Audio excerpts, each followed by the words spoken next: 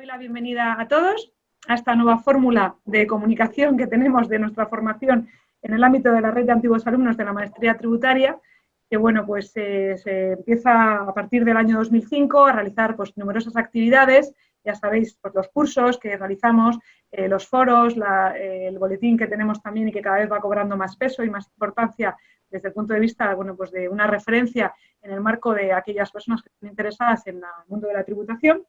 Y bueno, pues dentro de estas posibilidades que teníamos, teniendo en cuenta pues, las aplicaciones informáticas que tenemos también en el instituto y en otras instituciones, pues se planteó por parte de Diana y de Alfredo ya hace unos meses la realización de esta actividad, de este seminario precisamente dedicado a las medidas adoptadas durante la pandemia en el ámbito de nuestras administraciones tributarias. Entonces, bueno, pues la verdad es que tuvo bastante acogida, poco a poco os vais incorporando, bueno, y yo creo que además también desde aquí quería hacer un agradecimiento especial a dos personas que siempre nos acompañan desde el inicio de la maestría tributaria y desde el inicio de la creación de esta red, que bueno, pues son una referencia para todos nosotros y sin cuyo apoyo y ayuda, pues todo esto sería muy difícil.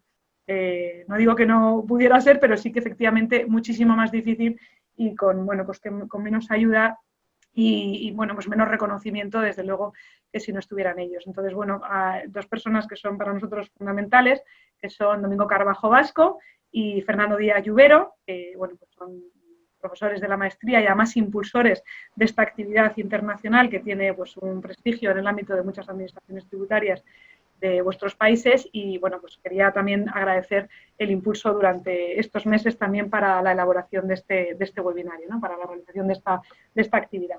Además de eso, agradeceros también a todas las personas, Diana, por supuesto, que fue la impulsora, Alfredo también, que es una persona que siempre ha estado apoyando todo este tipo de actividades y todos aquellos que vais a colaborar bueno, pues en este webinario, y ahora voy a repasar un poco el programa que tenemos, ¿no? Entonces, el webinario sabemos que se dedica a las medidas adoptadas, como digo, durante la pandemia y lo hemos querido dividir en tres grandes bloques fundamentales, ¿no? Un primer bloque que trata de las medidas adoptadas en materia de política fiscal y que va a estar organizado por Domingo Carbajo Vasco. Un segundo bloque dedicado a las medidas de administración tributaria, que en principio, como bueno, estábamos viendo a ver cómo organizar esta coordinación, Diana Ricaurte va a tomar las riendas en el asunto y va a haber varios participantes también que bueno, pues que van a apoyar también y colaborar también bueno, pues con este apartado de administración tributaria. Y luego un tercer apartado que hemos querido dedicar a todo este proceso de digitalización rápida al que hemos asistido en los últimos meses, precisamente por la crisis de la enfermedad, y que hemos tenido necesariamente que incorporarnos a ella, ¿no? A esta digitalización. Y como consecuencia de la digitalización en nuestra administración tributaria, pues ha venido a implantarse de una manera prácticamente definitiva, ya veremos a ver cuál es el desarrollo y el recorrido de esta fórmula de trabajo, pero el teletrabajo, ¿no? Entonces, bueno, pues este es el último apartado con el que cerraremos nuestras exposiciones. Entonces, va a haber tres relatores en cada uno de estos grandes bloques. La primera relatora, Ela Rivera, de Honduras. Luego tendremos a Yanina Barboza, de Perú, y en tercer lugar tendremos a Gonzalo Cuadrado, de Uruguay. Y como digo, en estos diferentes bloques van a intervenir también nuestros compañeros, además de Ela, Diana Lucía Ricaurte, ya hemos dicho que coordina también el apartado de administración tributaria, Rosario Rodríguez Battieri, de Uruguay, Irene Macías, que es de la Administración también de Colombia, Alan Peñaranda, de la zona de Perú, Fernando Díaz Lluvero, al que ya hemos mencionado, y que es inspector de Hacienda, está ahora mismo en excedencia, pero sigue colaborando con con bastantes actividades en el ámbito de la formación, al igual que Domingo Carbajo, sigue en activo en la agencia tributaria. Yanina Barboza, hemos dicho que está también en compañera de Perú, Alfredo Coyos, de Argentina, Demetrius de Moura Soares, de Brasil, y Gonzalo Cuadrado Arias, de Uruguay. Entonces, bueno, agradeceros a todos el interés que habéis mostrado a lo largo de todos estos meses y estos últimos días, donde hemos querido también, bueno, pues que todo saliera a la perfección y, bueno, pues le hemos puesto muchísimo cariño a esta actividad. Creemos, además, que es una actividad que ha venido para quedarse, porque, bueno, pues es el futuro también que puedes complementar a las actividades presenciales, no digamos, porque es muy triste pensar en que la actividad presencial va a desaparecer definitivamente, Con lo cual, yo creo que esto va a ser un complemento, sin perjuicio de que durante estos meses, y precisamente por motivos de prevención, bueno, pues impulsemos mucho más este tipo de actividades de carácter virtual. Entonces, muchísimas gracias de nuevo, como digo, a todos, porque habéis puesto muchísimo cariño, habéis animado muchísimo, y yo creo que, bueno, pues esto es en fin, lo que tiene de enriquecimiento o de grande, ¿no? Esta red precisamente es la colaboración y la comunicación que tenemos entre todos, que ha permitido que se forje esta red de expertos en materia tributaria y que también, además, bueno, pues tenemos la suerte de tener a buenos amigos en esta red. Entonces, bueno, pues simplemente esa introducción quería realizar y bueno, no sé si Diana tiene alguna intervención que realizar y si no, daríamos paso ya a la primera intervención de Domingo Carbajo Vasco. Así que adelante con ello. Bien, buenas tardes a todos. En primer lugar, quiero agradecer a Ana las palabras. Bueno, ya sé que en fin, Ana es la que le debo yo varias cañas y esas cosas por las palabras que me ha dado, pero yo creo que aquí lo relevante es hacer más actividades de manera conjunta, aprovechando los nuevos medios tecnológicos y quizá esto simplemente sirva como una prueba para, una vez acabado el verano español, el verano de agosto, podamos incorporar nuevas conferencias, o como queréis denominarlas, o nuevos elementos de intercambio, porque yo creo que lo relevante de la red es intercambiar experiencias, y esto es un intercambio de experiencias. Para entrar en la presentación que me corresponde, que es la política fiscal, yo creo que lo primero que hay que decir es, por utilizar una frase muy manida, pero muy real, de que un sistema tributario vale lo que la administración encargada de aplicarlo, que es muy complicado o bastante difícil diferenciar entre medidas de política fiscal y medidas puramente administrativas, y más en una crisis o como una reacción ante una crisis tan particular y tan asimétrica como es la de la COVID, o el COVID, lo que realmente Fundeo prefiere la COVID, es decir, prefiere el femenino, pero en fin, todavía hay un debate acerca de cuál es el género de la pandemia. En cualquier caso, también hay que decir que al menos, y aunque evidentemente quizás sea un poco presuntuoso por mi parte decirlo, no creo que la COVID suponga un cambio radical o la incorporación de medidas tributarias muy novedosas. Y lo que sí va a suponer es un salto tecnológicamente muy acusado, revelando el poder inexorable de las tecnologías de la información y las comunicaciones en este siglo XXI, que ya venía de atrás. Es decir, va a anticipar procesos.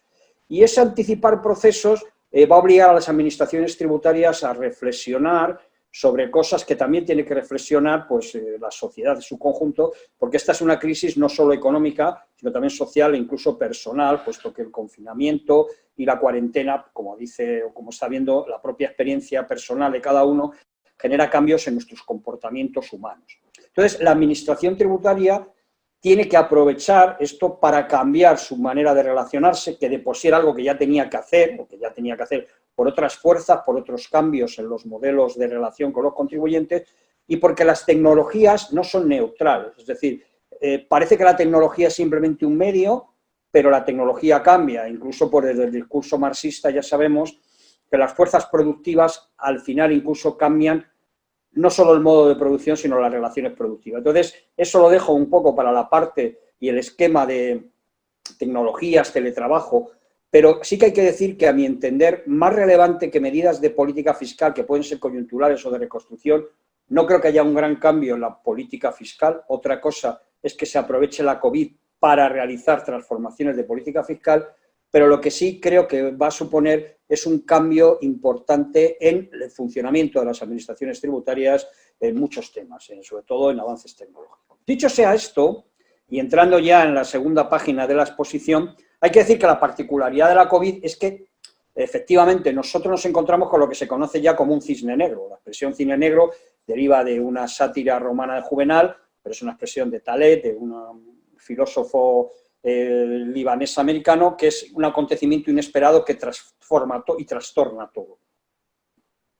También podemos discutir y decir si realmente la crisis económica, que es a la que a nosotros en principio como fiscalistas la que más nos preocupa, es o simplemente ha anticipado algo que ya venía de atrás. Es decir, si el propio sistema ya estaba entrando en una nueva crisis en el ciclo de los 10 años, la teoría de los ciclos de Colonnatrier, que realmente habíamos tenido ya la crisis del 2006, 2008, con sus propias particularidades, por ejemplo, el carácter acíclico, es decir, el hecho de que no fueran los mismos momentos cuando se producía en Europa, cuando se producía en Iberoamérica, y ahora también nos encontramos con una crisis que es económica, pero que es también social, repito, personal, y además es una crisis peculiar porque es una crisis que viene de fuera, es una crisis que en principio parecía transitoria y por lo tanto de una perspectiva económica lo que había que preocuparse era de la liquidez, es decir, era un tema de liquidez que un mes y medio podríamos tener problemas todos, las empresas porque no podían producir ni vender, la administración tributaria porque perdía recaudación, los trabajadores que no tenían ahorros o que tenían que tirar de los ahorros, pero a medida que eso se ha ido desarrollando en el tiempo, incluso por razones sanitarias, puesto que no hay una vacuna y la situación puede haber un segundo rebrote, etcétera, pues eso primero ha dejado de ser ya una mera crisis transitoria, ha dejado de ser una crisis de liquidez y se ha convertido evidentemente en una crisis de oferta-demanda, es decir, oferta-demanda del sector productivo, y el problema es si va o no a ser una nueva crisis financiera como en sus orígenes fue la del 2006-2008. Yo creo que esto es uno de los primeros temas que desde una perspectiva de política fiscal quizá no se ha comprendido bien. Es decir, las medidas de política fiscal fueron en muchos casos muy coyunturales, muy puntuales, y a medida que se ha ido prolongando se ha actuado a rebufo en muchos países. Es decir, esto se iba prolongando y había que ir adoptando medidas, por ejemplo, ampliación de los periodos de plazo, ampliación del periodo de moratoria, ampliación de los aplazamientos y fraccionamientos de deudas, pero porque nunca se tuvo la visión de que esto iba a durar mucho. Y yo creo que ha llegado el momento de plantearse que esto va a durar más de lo que pensamos y, en segundo lugar, que sus efectos, por lo pronto, van a ser más duraderos también de lo que pensamos.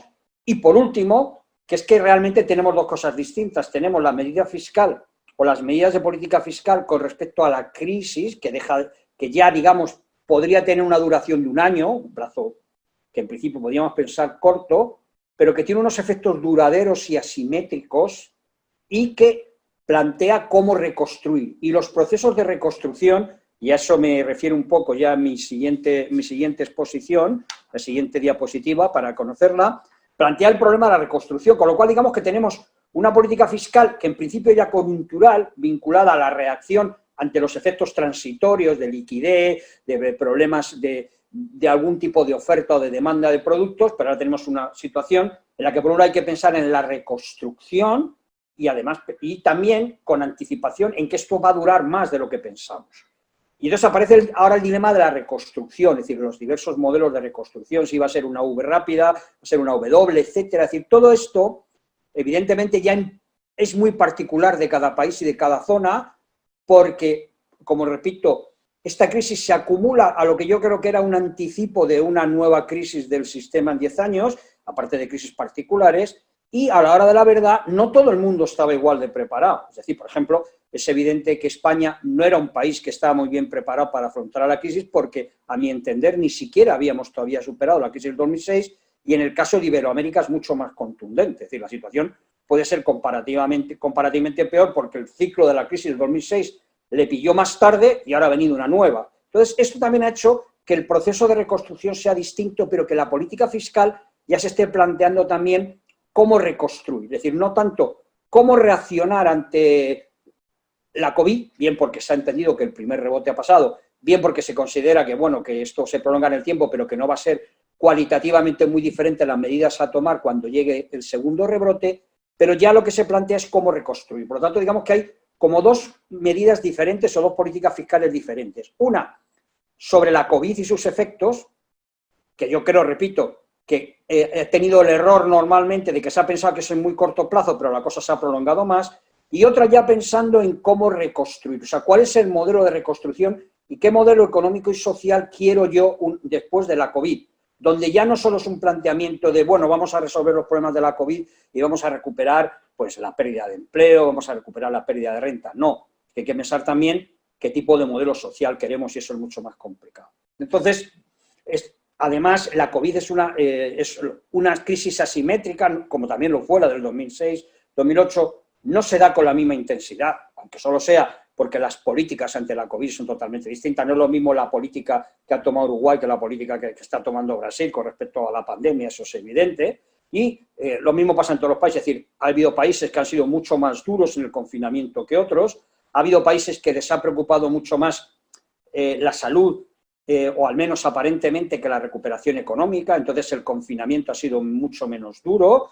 Ha habido países que han optado por una política de, digamos, inmunidad de grupo, que parece que ha fracasado, etcétera. Es decir, que esto hace que el dilema es, si yo, para solventar la crisis social, sanitaria y personal, confino a la población y la encierro durante un periodo muy largo, eso evidentemente trae consigo mayor crisis económica porque la gente no se mueve, o como ha dicho alguien gráficamente, aquí te quedan dos opciones, es decir, o te mueves y te contagias y te puedes morir, o no te mueves, tus posibilidades de contagiar bajan mucho, pero entonces que te mueres de hambre porque, claro, una economía paralizada de lockdown, de ese great lockdown, que es como la define el Fondo Monetario Internacional, lo que hace es que la economía, evidentemente, se paralice mucho más tiempo y la estructura productiva, cuanto más tiempo se paraliza, más difícil a su vez es recuperarla.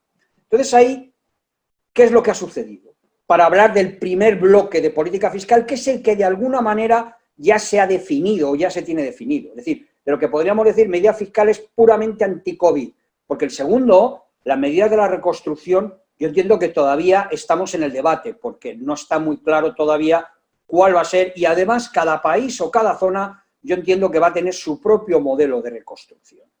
Lo que sí también es evidente es que, al contrario que lo ha pasado con la política de reacción ante la crisis de 2006 o 2008, la política fiscal ha vuelto a adquirir protagonismo, y podemos pasar a la siguiente exposición, y se ha convertido en el instrumento dominante, mientras que en muchos países, como reacción a la crisis clásica del 2006-2008, a lo que se conoce como crisis 2.0 o crack 2.0, fue monetaria, y entonces lo que se utilizaron fueron instrumentos de quantitative easing, el famoso QE, ¿no? Es decir, en realidad, darle a la máquina de dinero de una manera más bien sofisticada, compras de deuda, emisiones, compras de deuda bancaria por parte de los bancos centrales, tipos de interés negativos, etcétera, etcétera. Aquí, algunos de los pretendidos dogmas de la ortodoxia, es decir, yo cuando alguien me habla de ortodoxia digo, bueno, ortodoxia porque alguien lo dice durante un cierto tiempo, pero la ortodoxia, en cuanto deja de ser útil a los que tienen el poder, se convierte evidentemente en una heterodoxia. Entonces, durante los últimos años todos estábamos hartos, en la inmensa mayoría de los países, de decir que, bueno, había que reducir los déficits públicos, que cuidado con el aumento del gasto público, que gastar menos. Bueno, pues ya el Fondo Monetario Internacional, que es el paradigma, se supone, de la ortodoxia económica internacional, ha dicho que hay que gastar lo que sea. Es decir, ya se ha olvidado del déficit público, de los topes de déficit público, de mitos tales como, por ejemplo, que las industrias no deberían estar nacionalizadas. Ahora se vuelve a hablar, empezando por Europa, de industrias estratégicas, de la nacionalización de las aerolíneas, de que hay que salvar el turismo, de que tenemos que tener cuidado porque hay determinadas empresas que necesitan, de que los bancos tienen que prestar sin cuidar mucho los temas de riesgo porque hay que prestar a las empresas para que éstas puedan seguir con la maquinaria productiva. Entonces estamos en un keynesianismo exacerbado. Estamos claramente en un keynesianismo exacerbado, donde, como además ha bajado la recaudación, pues lo que hay que hacer es aumentar el gasto público sin recaudación. Es decir, un gasto público basado puramente en, nuevamente, emisiones de deuda. Entonces, lo importante es gastar, gastar, gastar, e incluso en algunos países europeos se están pagando los salarios de los trabajadores, sea de una manera a veces directa, lo cual evidentemente significa que en el fondo realmente lo que se dice es, para evitar el paro, prefiero pagar porque además es acción transitoria, porque eso mantiene el consumo, mantiene la recaudación y además hace la recuperación más fácil. Entonces, lo que hay es medidas de política fiscal fundamentalmente del gasto, sea gasto directo, sea gasto indirecto, porque evidentemente un gasto indirecto es la concesión de avales y garantías del Estado de todo tipo, créditos públicos, tipos de interés preferenciales para determinadas actividades, concesión de prestaciones de desempleo mayores o menores, la incorporación de rentas básicas de ciudadanía, es decir, todo para mantener o bien una situación de empleo precario a la gente que está encerrada o que no puede trabajar, para que no pierdan sus cualificaciones como trabajadores y, evidentemente, para que no generen problemas sociales y para que, digamos, puedan entrar en la mecánica productiva cuanto antes mejor. Y por otro lado, evidentemente, lo que se hace es tratar de salvar la liquidez de las empresas vía concesión de créditos y avales. Entonces, los gastos son enormes. Es decir, de hecho, España, como siempre, como nuestra situación presupuestaria no era precisamente muy brillante, se calcula que en términos de protección de PIB, gasto público directo e indirecto, son 4 puntos sobre el PIB, pero es que Alemania ha gastado el 10% del PIB, y el PIB alemán es muy grande, en incluso pagarle directamente a sus trabajadores y a sus empresas, lo cual revela que la magnitud directa o indirecta del gasto público ha sido enorme. Diréis, bueno, ¿y qué ha pasado por el lado de los otros elementos de la política fiscal, es decir, por el lado de los incentivos tributarios y por el lado del ingreso? Pues evidentemente, en primer lugar, ha habido un descenso de recaudación notable. Y de eso podríamos hablar con la siguiente diapositiva.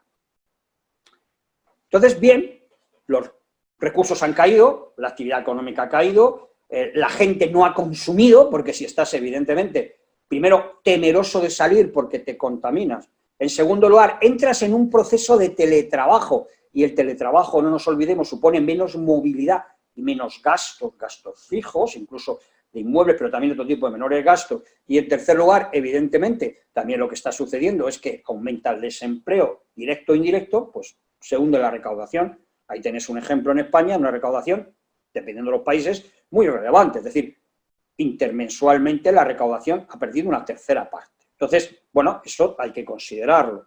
Si entramos, y para eso veremos la siguiente exposición, la siguiente diapositiva, miramos los menores de ingresos, pues a su vez ha habido que minorar los ingresos por medidas fiscales. Es decir, coger las medidas fiscales, entonces, ¿qué es lo que se ha hecho? Pues proteger la liquidez. ¿Cómo se protege la liquidez en la perspectiva de los ingresos? Aplazando pagos tributarios, moratorias, aplazamientos y fraccionamientos.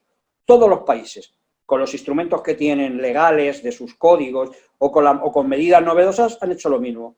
Aplazan pagos, hacen moratorias, trasladan en el tiempo vencimientos de deudas o conceden algunos beneficios fiscales o aplazan pagos. Es decir, esto ha sido una medida de liquidez, pero que es insuficiente y entonces ya lleva a medidas un poco más estructurales. ¿Cuáles son las medidas estructurales? Pues ya entramos por el lado del gasto tributario. Es decir, tenemos que entrar con la concesión de beneficios tributarios a sectores que están más afectados por la pandemia, pero hay de todo tipo, empezando por el propio sector sanitario. Es decir, si yo necesito insumos y consumibles para mi sanidad, mascarillas, guantes de látex, batas, gorros, lo que se conoce como EPIs, equipos de protección, tengo que reducirles toda su tributación, tanto arancelaria, de entrada en aduanas, como de IVA y lo que sea, porque obviamente lo que tengo que hacer es comprar, adquirir todo ese tipo de productos, con lo cual tengo que introducir reducciones tributarias relevantes, pero eso se puede hacer a nivel de sector. Si yo tengo, como pasa en España, un sector turístico muy relevante, a lo mejor lo que me tengo que plantear son medidas de gasto tributario para el sector turístico o para el sector cultural, porque obviamente si no hay actividades culturales, es decir, no puede haber conciertos ni al aire libre, ni siquiera en sitios cerrados, pues como puede ser salas de orquesta, teatros, si no puede haber espectáculos, pues el sector cultural evidentemente necesita algún tipo también de beneficio tributario, a lo mejor hay que plantearse. Entonces hay que hacer beneficio tributario. Pero es que yo incluso que eso es insuficiente y a medida que esto se prolonga y que se necesita ya recuperar, es decir, ya enlazamos con el segundo bloque de medidas que yo creo que todavía no está muy bien definido, que es las medidas tributarias de la reconstrucción o de la recuperación. Algunos países han optado ya directamente por bajada de impuestos, es decir, han optado por bajar el IVA, por ejemplo, en determinados sectores, por bajar tipos, pues para potenciar el consumo, o para sustituir turismo internacional que no va a poder venir o que no se va a poder desplazar por consumo interno o por consumo interno y, por lo tanto, potenciar las actividades que aquí conocemos como HoReCa, por el acrónimo HoReCa, es decir, hostelería, restauración, cafeterías, etcétera, porque son actividades de consumo importante que, bueno, no tenemos turismo internacional, entonces lo que hay que hacer es aprovechar el turismo interno y viceversa. Entonces, hay otros países, por ejemplo, Alemania ha bajado el tipo, también el tipo de gravamen en restauración del IVA, ¿no? Si seguimos con la siguiente diapositiva, pues ese tipo de reducciones selectivas también se plantean para aquellos sectores económicos que puedan estar más afectados. Ya estamos enlazando con las medidas de reconstrucción, por ejemplo, el automóvil, ¿no? Bueno, el automóvil es un sector que obviamente cuando ya empieza a perdurar en la mente de las personas que esta crisis es duradera y que la crisis sanitaria se va a prolongar y que evidentemente afecta a tu propia psique porque te entra algo tan humano como es el miedo, el consumo se retrae. La gente retrae su consumo y mucho más el consumo duradero, que por ejemplo es claramente los automóviles. Entonces ahora el problema es ya, digamos que estamos en algunas situaciones en las cuales todavía no sabemos si va a haber un segundo rebrote ni cuándo, y también tenemos el problema de que queremos recuperar o reconstruir. Vamos a mantener, y aquí aparece el gran debate que creo que no está cerrado, de la política fiscal de la reconstrucción. Vamos a mantener una política fiscal de reducciones selectivas cuando eso nos va a dar menos ingresos, precisamente cuando estamos aumentando el gasto público y por lo tanto nuestro nivel de endeudamiento sube y nuestro nivel de déficit público. ¿Eso es sostenible? ¿Lo podremos sostener? Esas medidas de reducción van a permitir un relanzamiento tanto de la oferta como la demanda. ¿Y dónde ponemos esas medidas de reducción?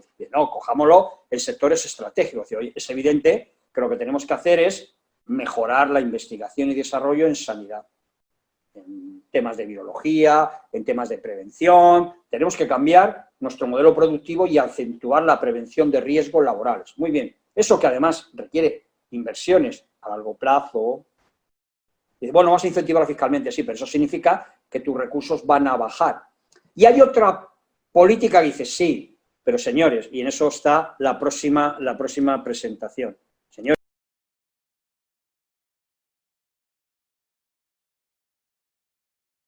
Domingo, que te has desactivado el micrófono.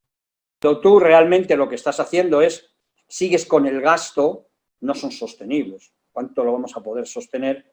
Porque los déficits públicos van a perpetuarse y evidentemente el endeudamiento va a aumentar. Y además, esta crisis, como cualquier crisis, y mucho más esta, es totalmente asimétrica porque no es una que todo el mundo pierda. No, aquí hay ganadores. ¿Quiénes son los ganadores? Pues es claro que los hay. Hay ganadores, evidentemente, por ejemplo, hay industrias farmacéuticas que van a ganar miles de millones, que evidentemente el laboratorio o la industria farmacéutica que consiga la vacuna va a obtener unos windfall, unos beneficios extraordinarios.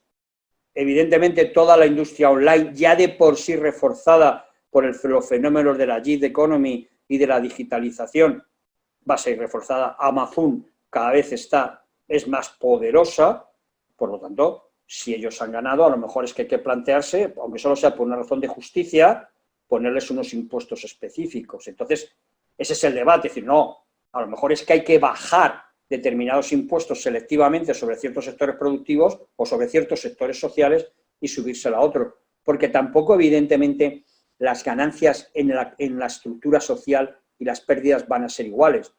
Va a aumentar, y de hecho está aumentando, algo que ya venía de antes, por eso hay que decir que en muchos casos, yo creo que la COVID-19 lo único que va a hacer va a ser acelerar procesos que ya venían de antes, y uno de ellos es el incremento de las desigualdades no solo sociales, sino desigualdades tecnológicas, desigualdades de edad. Por ejemplo, los viejunos como yo somos seres que en esta crisis hemos perdido mucho porque hemos visto, en primer lugar, que somos los más afectados y evidentemente hemos sido vistos como sujetos potencialmente difusores de la enfermedad. Y eso también hay que verlo, es decir, lo que algunos ya llaman el problema del edadismo, es decir, de la discriminación por edad, también se está produciendo en esta crisis asimétrica. Habrá que ver si eso se perpetúa en el tiempo, que yo creo que sí, y ver si la fiscalidad debe tomar medidas, y yo creo que también. Y otra cosa es que realmente en muchos casos nos está dominando, vamos a tomar medidas para salir de este momento temporal que es la COVID, que durará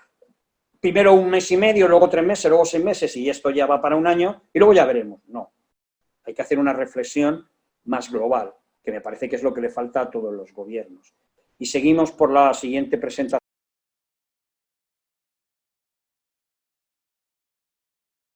Domingo, cuidado que te has vuelto a quitar el micrófono. Las bases de datos son enormes, es decir, tanto el Fondo Monetario Internacional como la OCDE hacen una recopilación exhaustiva de las medidas que están tomando los países. Sin embargo, y podemos verlo en la siguiente presentación, que simplemente es una información bibliográfica para que podáis ver, ¿no? Tenéis información sobre las medidas tomadas, pero a mi entender, y con eso yo quiero dejar abierto más bien el tema del debate, que a mí lo que me interesa es la crítica y el debate, y podemos verlo en la siguiente presentación.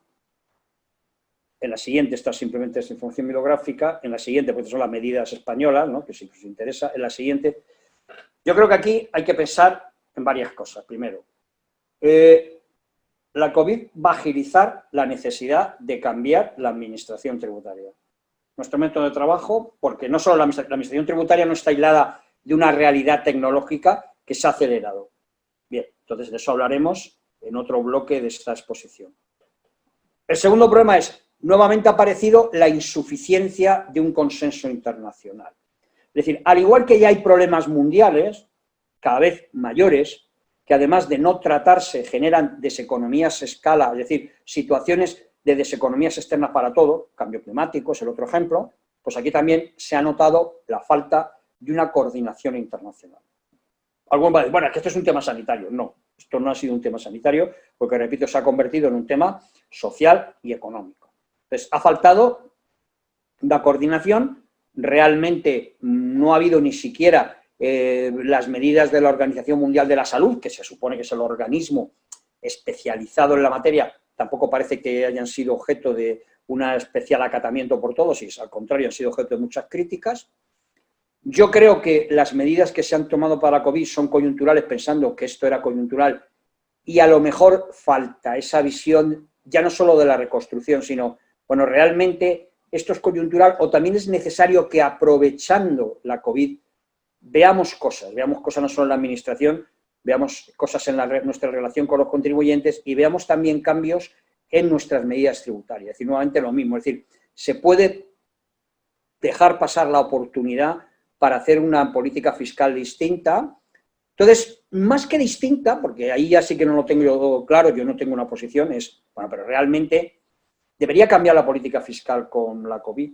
A lo mejor no, pero lo que sí que es cierto es que igual que la política económica se ha tenido que adaptar y ha cambiado algunos de sus planteamientos pretendidamente ortodoxos, pues la COVID, repito, a lo mejor lo que ha hecho ha sido acelerar o adelantar procesos que ya venían de atrás y que había que aprovechar, pues también, es decir, también en el plano de la política fiscal había que reflexionar sobre cosas atrás, empezando nuevamente, por lo que repito, la falta de un consenso internacional que ahora que se estaba consiguiendo, y quiero concluir con la otra exposición, con la otra diapositiva, pues vamos a ver, es decir, se ha utilizado por parte evidentemente de los unilateralistas la COVID para eliminar la posibilidad de un consenso sobre el modelo tributario internacional. Es decir, cuando precisamente la relevancia de las nuevas tecnologías y el teletrabajo ha vuelto a poner de manifiesto uno de los problemas de la fiscalidad internacional, que es el tratamiento de la llamada economía digital,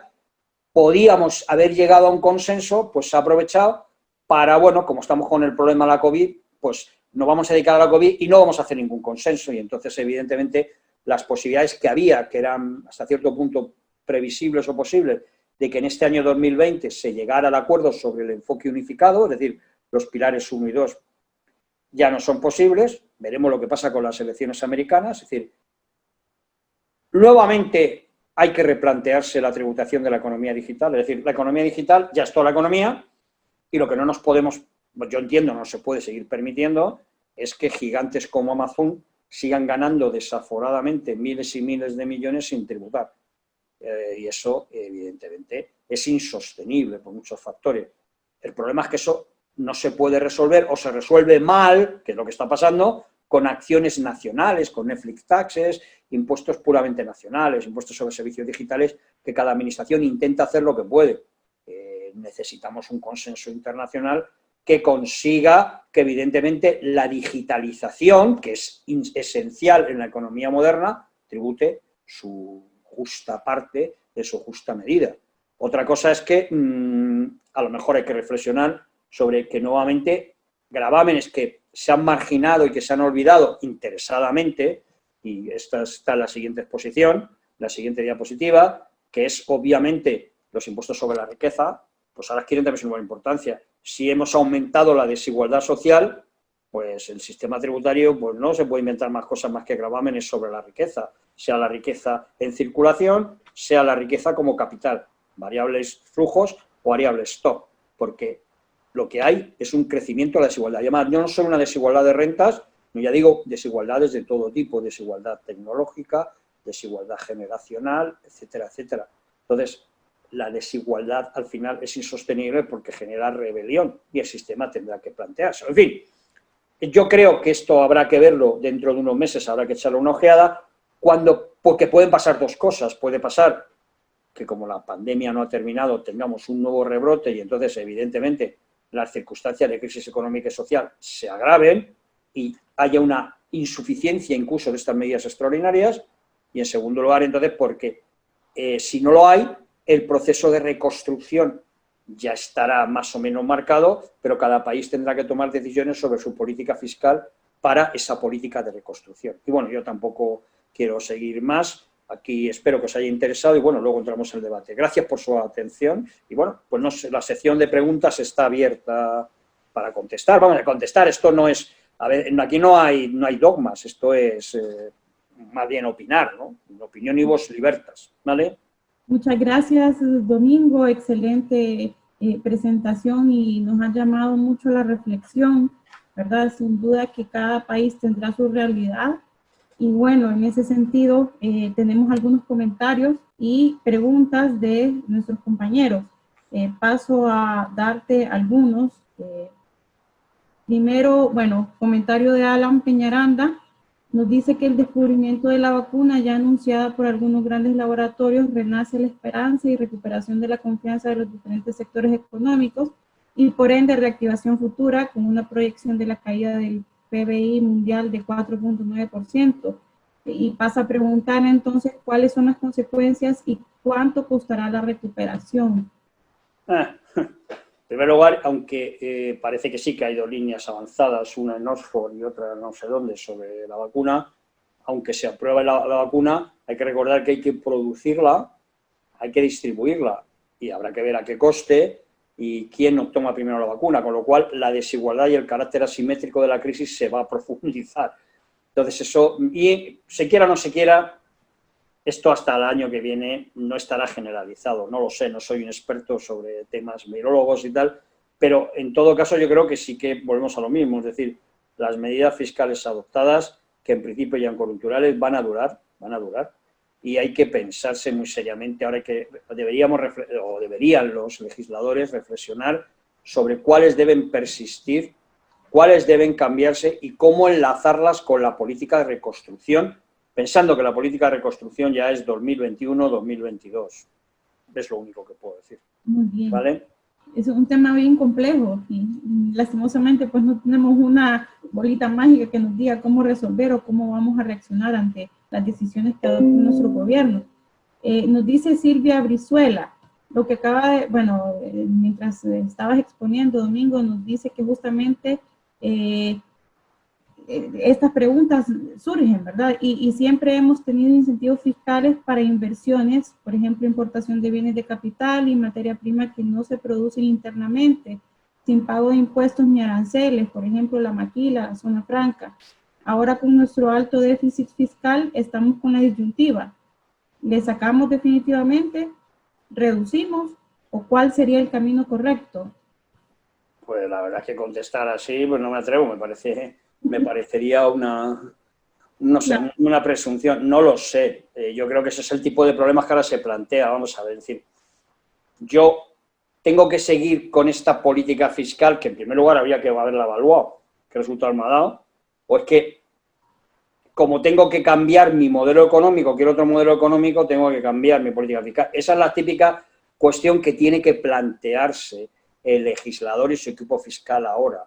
Es decir, porque yo creo que también es evidente que si no se aprovecha la COVID para hacer reflexiones sobre, no solo la COVID, sino, oye, ¿qué estaba pasando antes? ¿Qué estaba pasando antes y qué es lo que ha puesto de manifiesto la COVID? Que pone de manifiesto cosas, pone, por ejemplo, el nivel tecnológico del país, ¿no? Es decir, eso es uno de los primeros problemas. Y el nivel tecnológico de tu administración tributaria, ¿no? ¿Cómo está tu administración tributaria? ¿Está preparada para el teletrabajo, pues eso lo pone manifiesto, pues aprovechar la COVID para hacer reflexiones más allá del puro momento coyuntural, del premioso utilitarismo, ¿no? Pero yo no voy a contestar una pregunta que tendría que estudiármela, ¿no? Claro. Y en ese mismo hilo conductor, Domingo, nos dice Marta Villar, las previsiones de ingresos y gastos pre-COVID sin duda deben revisarse, pero ¿no debería empezarse por apostar, por apoyar fiscalmente todo lo relativo al sector salud? Habrá que ver. Evidentemente todas están revisadas. Es más, los datos económicos son cada vez más pesimistas. Es decir, si tú analizas lo que hacía cualquier instituto, CINZAN o Instituto de Previsión Económica, sobre cómo iban a evolucionar los PIB de todos los países en general, empezando por el Fondo Monetario Internacional, pues la caída que estaba prevista para el PIB y para cualquier variable económica en análisis de marzo es mucho menor de la caída que se prevé para las mismas variables económicas en análisis de mayo, junio, lo cual revela que, digamos que se subestimó el impacto negativo de la COVID, ¿no? Entonces, se ha subestimado, en su caso, el impacto negativo sobre recaudación. Entonces, nuevamente lo mismo, a lo mejor lo que hay que aprovechar no solo va a pensar, bueno, esto es una situación transitoria, sino, oye, a lo mejor es que el sistema tributario ya tenía problemas que la COVID ha agudizado. Es decir, yo aprovecharía, generaría la oportunidad de decir, voy a ver, sí, vale, la COVID recae la recaudación, bueno, pero esto es transitorio, no. La COVID ha puesto de manifiesto o ha agudizado problemas anteriores, porque entonces el problema es del sistema, transformemos el sistema. Yo aprovecharía esto como oportunidad, es lo único que puedo decir. Y necesitamos oxigenar nuestros sistemas tributarios, ¿verdad? Y bueno, Gonzalo Cuadrado Arias dice que en América Latina la informalidad ya era un problema antes de la crisis, justo lo que tú decías, Domingo. Ahora, lógicamente, se incrementará, por solo decir un sector que se ha afectado enormemente como los bares, restaurantes, y bueno, la competencia desleal es y será enorme. ¿Qué papel entonces debería jugar la política fiscal en este sentido? Pues no lo sé, yo es que siempre he pensado que los impuestos no son el mejor instrumento para resolver la informalidad. Los impuestos son algo para apoyar una transformación que debe incluir, primero que tiene que ser a largo plazo, pero que debe incluir otras medidas de política pública e institucionales. Entonces, lo que sí que es cierto es que además, evidentemente, un problema en muchas naciones iberoamericanas es que, claro, el confinamiento es un desastre social porque la gente gana día a día, ¿no? Que es la informalidad, ¿no? Pues entonces eso no es sostenible poner a la gente, confinar a la gente porque no puede vivir, así de claro, ¿no? Pero, y esto lo único que hace es agudizar que es que la informalidad no se puede mantener. ¿Por qué? Porque, miren ustedes, si mantenemos la informalidad, como venga cualquier otra pandemia, vamos a tener el problema agudizado. Ahora, ¿cómo se resuelve la informalidad? Bueno, eso... ¿Qué hacemos con los impuestos? Los impuestos pueden coadyuvar, pero pensar que la informalidad se va a resolver solo con los impuestos, yo creo que no. Creo, ¿eh? Ok. Nos dice Rodrigo González, ¿cómo podrán las administraciones tributarias ampliar la base de contribuyentes que tributan en un contexto de una economía marginal del 50% que evade? Considerando que el teletrabajo y el alojamiento de los negocios en la nube dificultan los controles clásicos. Bueno, al contrario, el teletrabajo facilita los controles no clásicos. Es decir, yo es que creo que al contrario, frente a los que dicen que no, es que Internet dificulta el control tributario, al contrario, pues si estamos todos controlados. O sea, es decir, con las TIC, el control de la persona es absoluto. Bueno, pues, si controlamos a la persona hasta sus gustos, hasta qué marca de ropa le gusta, cómo le gusta peinar, qué tipo de actor quiere, qué perfume utiliza, pues los mismos instrumentos facilitarán el control fiscal. Pues, señores, es decir, tenemos los instrumentos. Otra cosa es que, evidentemente, esto plantea un debate sobre la privacidad, pero sobre todo plantea nuevamente lo mismo. Oiga, es que a lo mejor a mí no me importa, clase dominante, que me controlen el tipo de ropa que llevo, pero sí que me importa que me controlen mi riqueza. Entonces, claro, ya es otro problema, un problema político-social. Pero hoy, con los medios tecnológicos, es mucho más fácil controlar que con medios clásicos, tradicionales de salir a la calle. Bueno, aproveche usted las nuevas tecnologías en una reforma de administración tributaria para introducir controles. Sí, es parte de la estrategia que deben adoptar los gobiernos, ¿sí? Y bueno, pregunta Eduardo Rojas Sáenz, ¿las medidas adoptadas por la Unión Europea es un termómetro de la magnitud de la crisis económica. Es un comentario. Yo creo que sí es un termómetro, pero la Unión Europea es un caso particular. Por ejemplo, la Unión Europea también ha saltado a la ortodoxia. Es decir, bueno, esto ya sería para otro debate particular. Es decir, una de las cosas que se debatía y que impedía el avance hacia lo que se llama la unión fiscal era la no mutualización de las deudas, que básicamente consistía en que Alemania no iba a pagar la deuda española, ¿no? Por ponerlo muy simplificadamente, que no es así, pero bueno, por ser un poco bruto. Bueno, pero ya ha saltado. Es decir, el acuerdo que se ha firmado ayer hace que haya mutualización de deuda. Entonces, esto cambia radicalmente todo. Es decir, ahora resulta que es que hay solidaridad en el sentido de que un Estado europeo asume parte de la deuda de otro, lo cual es una transformación muy relevante, ¿eh? Es decir, que precisamente lo que está causando la enorme crisis política económica creada por la COVID es que está cambiando la ortodoxia. Entonces, ya mutualización de deudas y el Banco Central, que se suponía, el Banco Central Europeo, teóricamente, como dicen, y por eso el Tribunal Constitucional alemán yo creo que tenía razón, pero si el Tratado de la Unión Europea dice que no puedes utilizar el Banco Central como last resort, el último prestamista, pues señores, no puede haber bailout, esta cosa. Señores, el Banco Central Europeo, desde hace ya muchos años, desde la famosa frase de Draghi, de whatever you take, whatever you need, se ha convertido en el Banco Central clásico como el banco, peor que el Banco Central argentino, o sea, compra todo el papel de deuda, no solo del Estado, sino de las empresas. Es decir, que la ortodoxia ha desaparecido, la llamada ortodoxia, que yo creo que, como siempre, eso de ortodoxia habría que discutirlo mucho. Sí. Esto está rompiendo muchos de los planteamientos o de los dogmas de la política económica que nos habían contado en los últimos años y que a lo mejor pues había que decir como la canción, me lo decía mi abuelito, me decía mi papá, me decía muchas veces y lo olvidaba muchas más, o sea, la ortodoxia, ¿qué intereses hay detrás? Pues bien, entonces esto ha cambiado.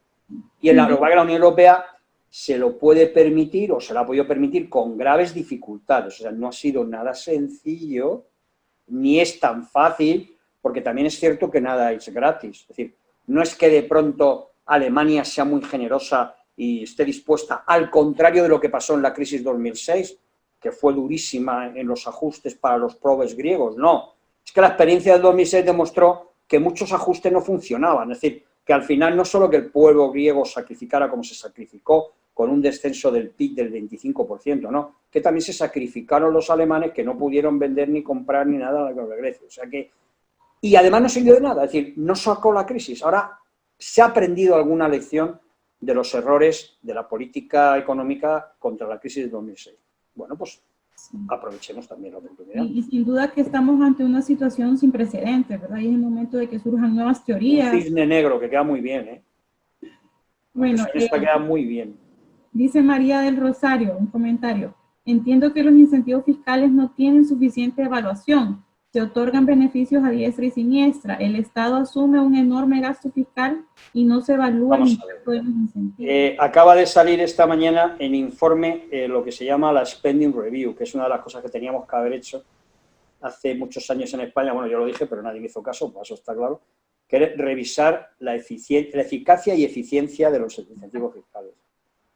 Es evidente que en América ya se sabe, o sea, no es que hay estudios que demuestran que, no voy a decir el 90%, pero muchísimos incentivos tributarios no sirven. Ojo, los incentivos tributarios sí que sirven para algunos. Por ejemplo, oye, República Dominicana, magníficos incentivos tributarios para el turismo, claro, magníficos incentivos tributarios para las empresas españolas turísticas que no pagan ningún impuesto. Oye, encantadas, encantadas. Claro. Otra cosa es, ¿eso beneficia al pueblo dominicano? Bueno, hombre, sí, habrá trabajo, o sea, tiene sus beneficios, pero si tú ya pones a todo el mundo un incentivo tributario cero con el argumento de que lo que necesitas es inversión, que es cierta, inversión turística, hotelera y tal, es que ya lo dan por descontado. Entonces es que realmente no vale nada. Es decir, el problema real es que conviertes el incentivo tributario en algo que no incentiva, porque es que todo es la punta de partida. Pero en fin, esto ya está estudiado, o sea que... Y métodos y modelos para analizar la eficacia y eficiencia, los hay y los venden en el mercado. Es una cosa que hay que hacer. Ahora, ¿interesa llevarlo a la práctica? Pues me temo que no. Sí, es un tema bien complejo, definitivamente. Domingo, no tenemos mucho tiempo ya, solo tenemos 2 minutos y creo que con esta pregunta podemos cerrar la presentación tuya. Sin embargo, en el chat hay varios comentarios y preguntas que tú puedes contestar vía chat. ¿verdad? Para cerrar, podemos, bueno, directora, pregunta o comenta, ¿qué sucede con el endeudamiento adquirido por los países para cubrir el tema del COVID? En el Pues que mientras alguien esté dispuesto a pensar que le vas a devolver las deudas, pues magnífico. Es decir, el problema de la deuda pública no es tanto el que sea grande o pequeña, sino yo creo que el problema es lo que llaman la sostenibilidad y el uso de esa deuda pública. Es decir, si tú crees que la deuda italiana, por poner un ejemplo, que ya era hace 20 años del 120%, es sostenible, es decir, si tú vas a seguir comprando títulos de deuda pública italiana, entre otras razones porque hay una plétora de inversores que en una situación de japonesización de la economía, es decir, con tipos de interés negativo, están dispuestos a comprar títulos de deuda con unos tipos de interés de cero, porque tienes tanta liquidez que la alternativa es, voy a comprar título de deuda porque es que no tengo dónde invertir, o el otro es peor, no me da rentabilidad, una rentabilidad menor. Por ejemplo, el Bund alemán es negativo, es decir, pagas al Estado alemán por comprarle su deuda. Pues estupendo. Entonces ese es el problema, es decir, mientras tú tengas credibilidad, el mercado, hay muchísimo dinero en el mundo dispuesto a invertir, esté dispuesto a comprar tu deuda, pues el problema es, ¿y cuándo? ¿Hasta cuándo y cuándo? Ah, eso ya, si lo supiera, pues no estaría aquí, pues estaría como gran gurú y viviría de ser gurú, pues no lo sé. Ese es el tema. Muy bien, muchas gracias, Domingo, por gracias a vosotros. tus comentarios que definitivamente nos ilustran. Ahora pasamos a darle la palabra a Ana para poder continuar con el webinar. Gracias. Bueno, muchísimas gracias, Domingo. Yo creo que se han quedado bastantes preguntas así pendientes, pero bueno, lo que quiere decir que bueno, que estamos todos muy interesados con esta materia. Así que bueno, en otro momento podremos debatir sobre este tema. Bueno, antes de nada, antes de pasar al siguiente bloque, queríamos hacer una foto de grupo. Entonces, bueno, pues nada, para que estemos todos sonriendo y preparados para la foto, la va a hacer Alfredo Collosa. Y bueno, pues poneos y cuando tú digas, Alfredo, di 1, 2, 3 o lo que sea y nos avisas para que nos coloquemos.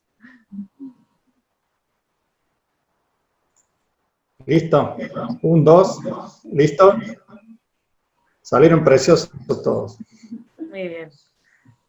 Así de recuerdo.